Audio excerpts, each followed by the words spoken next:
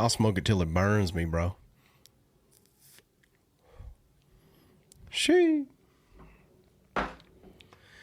What's up, guys? Welcome back to the Lean and Mean Academy, where we talk about one truck, big profits, baby. Okay, today's video, I just had a guy comment on one of my videos, the don't start a pressure washing business without knowing this. Alex commented, thank you for the awesome video. I'm starting a company with a buddy of mine.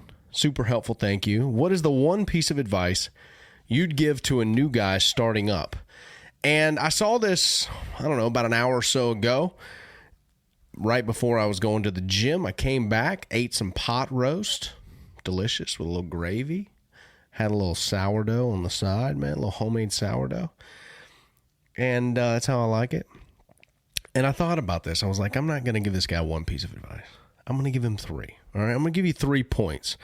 So, Alex, thanks for commenting. I'm going to give you 3 points today. Hey, I answered a lot of these questions that you guys ask on the channel. They're in my book on Amazon. It's literally 102 questions from the channel. So if you're asking questions like this, you probably have some of the same questions that those guys have.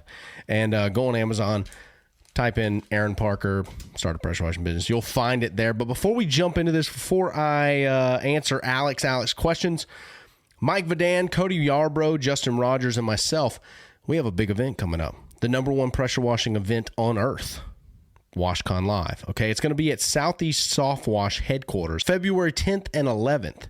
First day is going to be a very long day of training for the regular guys. Second day is a VIP. VIP is almost sold out.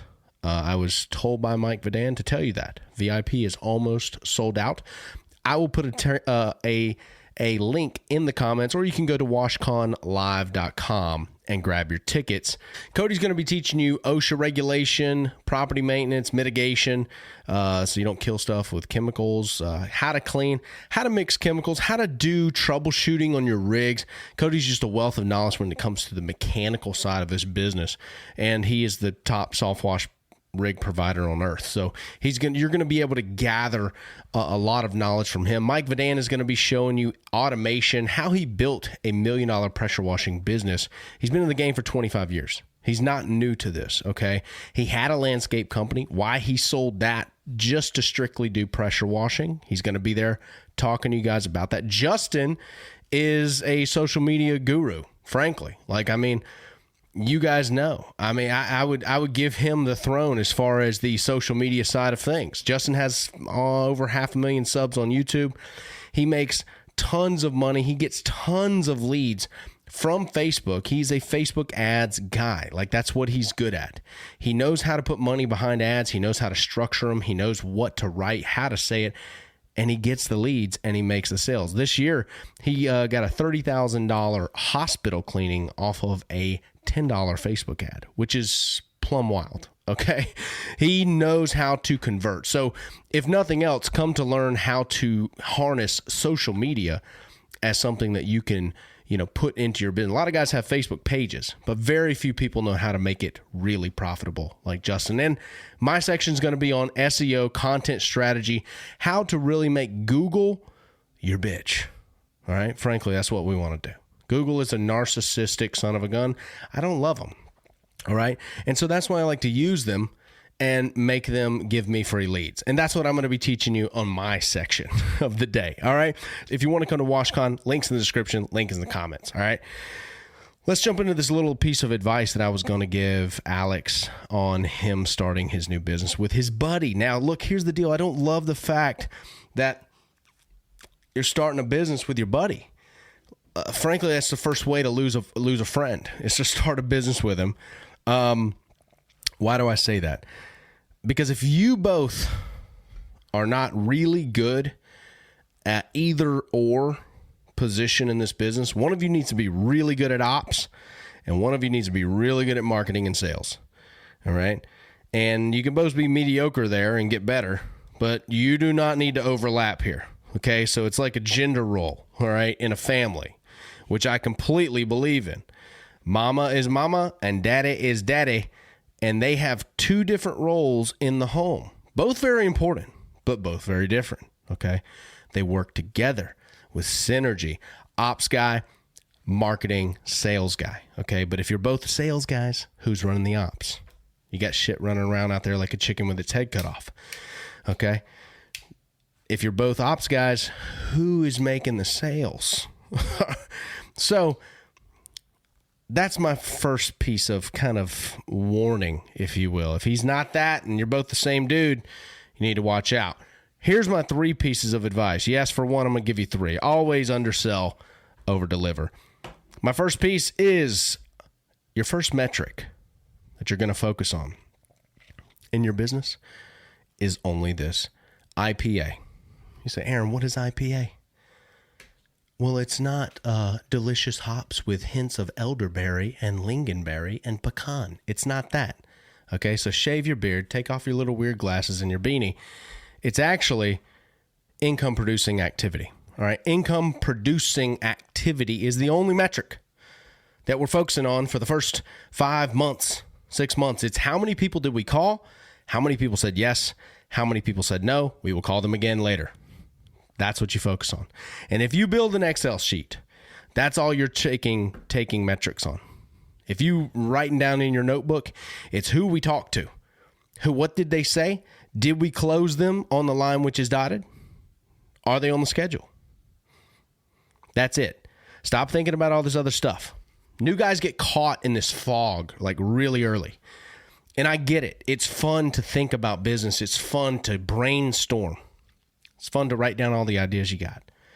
But most of those ideas are garbage if you don't have IPA. Okay? You got to have income producing activity. And when you're a new business, it comes from cold outreach. So focus on IPA, income producing activity. The second thing a new guy needs to know: never put branding before exposure in the first part of your business. I'd say the first year. First year, you don't have a business. So all you guys reading Gary Vaynerchuk talking about branding need to put the book down. You don't have a brand because no one knows who you are. So with all that is going back to my first IPA. How are we getting the message out to people about what we do? Don't go signing up for the little back of the, the golf, the country club scorecards. No, do not buy a billboard your first year. We need high intent buyers. And if people are not highly intentional buyers, we need to be the ones with shoe leather marketing, knocking on their door, talking to our family. And people need to be frankly kind of pissed how much we talk about our business because they're not really pissed. They'll probably give you leads just to go away. Great. Bro, I don't know who, I don't have anything that needs to be cleaned, but your Aunt Rita, her house is disgusting. She'll probably give you some money. Perfect. That's what we need. We need people just a little, like, I'm tired of hearing about it. That's where the money lane is. All right. So never put your branding before your exposure. Year 2, look, you're probably going to get a new logo anyway. All right. You're going to have more money. You can get a better one.